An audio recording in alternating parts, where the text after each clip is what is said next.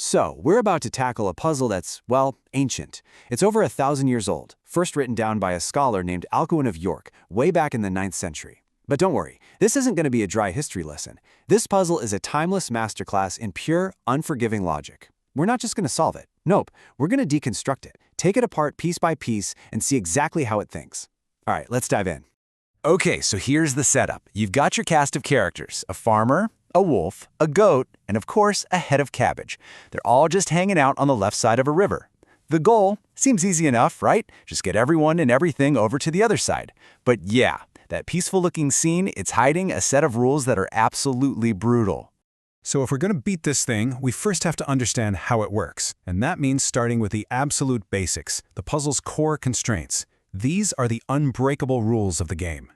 And what's so cool here is that these aren't just part of some old folktale. These rules are literally pulled from the game's programming logic. First off, the boat is tiny. It can only hold the farmer plus one other thing. That's it. Second, and this is the big one, you can never leave the wolf alone with the goat. You can imagine what happens there. Third, same deal. You can't leave the goat alone with the cabbage. So the farmer is basically the chaperone. He's the only thing preventing total disaster.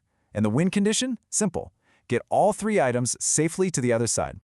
Okay, but how does a simple game actually enforce these ancient rules? I mean, it's not magic, it's a computer program, right? And that program is constantly keeping tabs on every single thing. To really get it, we need to pop the hood and see how the game actually stores information. The secret is something called the game state. Now that might sound a little technical, but it's really not. Just think of it like the game's memory, a little digital checklist it uses every single second. For every character and item, the game knows exactly where it is, left bank, right bank, or on the boat. Every single move you make just updates that checklist. And check this out. This table is exactly how the program sees the world at the very beginning. When you hit New Game, the code literally sets up this exact state. Farmer's location, left bank, wolf, left bank, goat, cabbage, both left bank. Is anyone on the boat? Nope, false across the board. This is our ground zero, the starting point for everything. All right, now for the really fun part. Because look, knowing how you win is one thing, but understanding precisely how the system is programmed to know when you lose, well, that's way more revealing. Let's look at the logic of failure. So you make a move. How does the game know, instantly, that you just messed up? Well, after every single click, the program runs a little background check. Basically a "did you just break the rules" function. Let's walk through the first logical move. The farmer grabs the goat and ferries it across the river. So what's left behind on that starting bank? Just the wolf and the cabbage. The game runs its check. It looks at its internal list and sees wolf and cabbage are together. And its programming says, yep, that's fine. Wolves don't eat cabbage. So far so good. This move is totally safe. You see, the program is constantly on the lookout for two very specific, very dangerous combinations on any bank where the farmer is not present. Wolf and goat? Uh-oh, that's a fail condition. Goat and cabbage? Also a big fail. But what about the wolf and cabbage? The computer checks its rulebook and finds nothing. There's no rule against that. So it's a perfectly safe combination. And boom! Here it is. This is the smoking gun. This is a line of code from the game itself. All it's doing is running a simple if-then statement. If the game state shows the wolf and the goat are on the same bank and the farmer isn't there, then it runs this command, trigger fail. And it even passes along the message, the wolf ate the goat. It's not magic, it's just a direct logical check. Okay, so now we've seen the rules. We've seen the exact logic the game uses to catch you messing up. So now we can turn the tables. We can use that exact same logic to find the one true path to victory.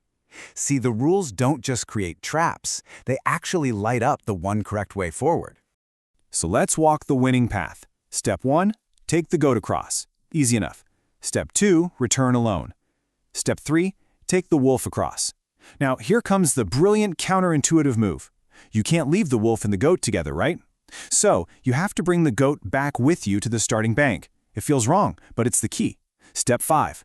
You drop off the goat, grab the cabbage, and take that across to the wolf. They're fine together. Step 6. Return alone one last time. And for the grand finale, you go back and get the goat. 7 steps. No rules broken, puzzle solved. And get this. This isn't just a solution, it's the shortest possible one. Modern mathematicians can prove this using graph theory, mapping every possible state to find the most efficient path. It's incredible to realize this little game is one of the very first examples of computational thinking and logistics. And that's the real beauty of it all, isn't it? The puzzle feels complex, it feels tricky, but all of that challenge comes from just a few incredibly simple rules interacting with each other perfectly. It's a beautifully designed little logic engine, and that's why it's just as sharp today as it was in the 9th century. When you really think about it, this puzzle is a perfect miniature of a complex system. We didn't solve it by just trying random stuff. We solved it by understanding its core rules and its constraints. And it leaves you wondering, how many of the truly big, complex problems we face, from supply chain logistics to coding our digital world, are really just a set of simple rules in disguise, just waiting to be understood?